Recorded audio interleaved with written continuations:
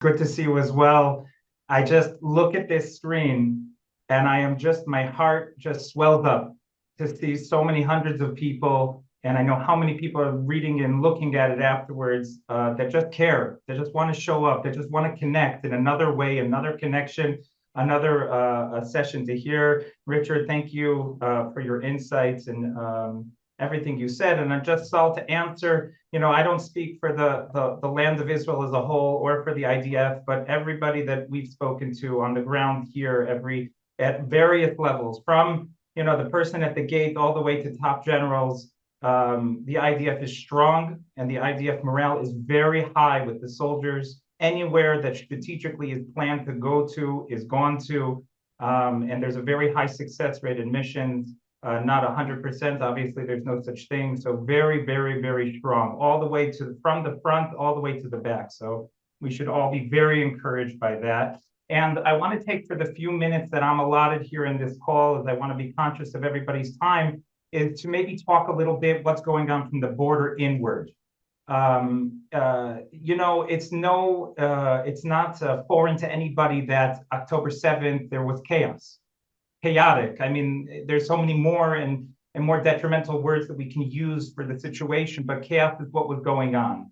And there was people raising money for water bottles, and there was people doing for shoes, and you had this ecosystem that was just exploding with love and just wanting to show up and wanting to be there for the people in the land of Israel.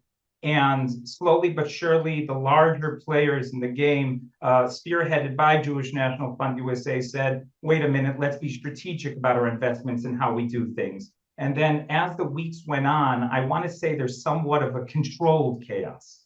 It's still chaotic. There's still a lot going on. There's uncertainties. There's variables in this formula called the future of the land of Israel, the future of the human people, of the Jewish people. But slowly but surely, we're creating constants throughout this formula that controls this chaos.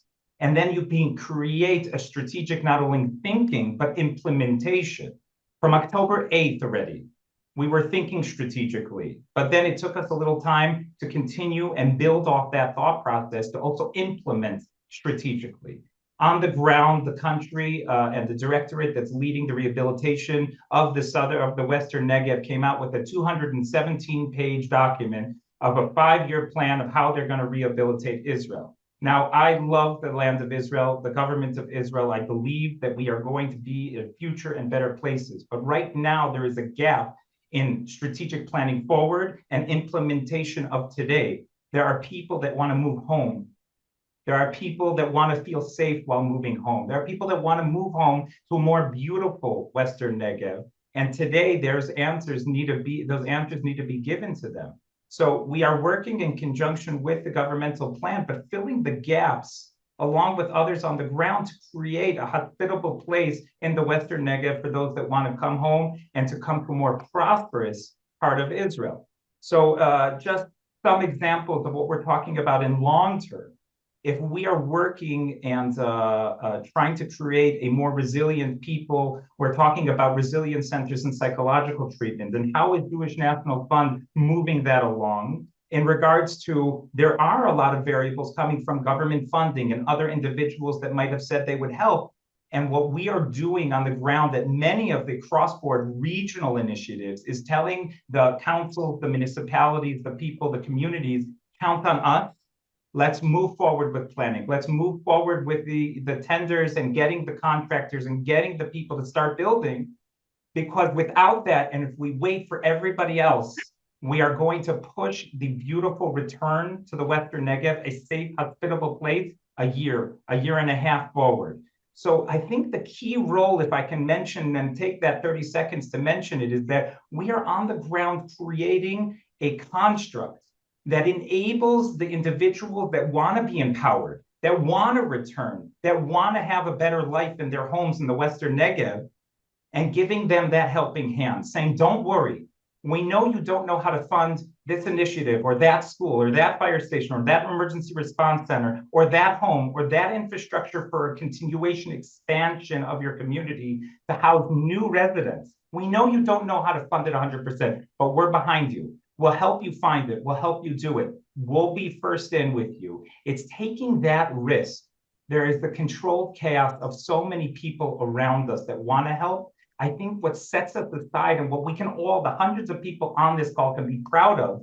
is that we're all a part of something that is not just thinking strategically 5 years ahead and 10 years ahead, but also strategically today of how we can make a difference that will have a ripple effect for years to come and shorten the time of creating a more prosperous and beautiful Western Negev.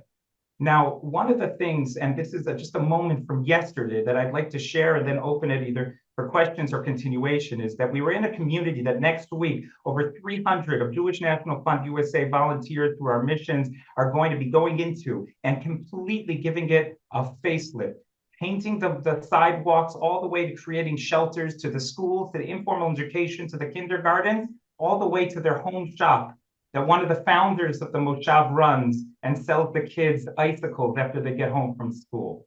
We were sitting in a meeting with our team here in Israel and the community leaders with regional council officials, and the head of the community looks around the table and tells everybody, he said, a lot of people came here to see our community that was infiltrated, to hear my story of my 2 nephews that were killed, to hear the story of after my nephew was killed, he had a baby son 2 weeks afterward.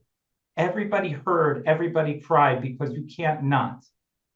But Jewish National Fund was the first organization that came back again, that the next week is going to be coming with hundreds of people to put up a banner saying, welcome home, we're with you. So please, just realize that every single meeting like that takes place with our amazing Israel team because the individuals like yourselves get on a call every week, because you get into meetings and rallies and come and give.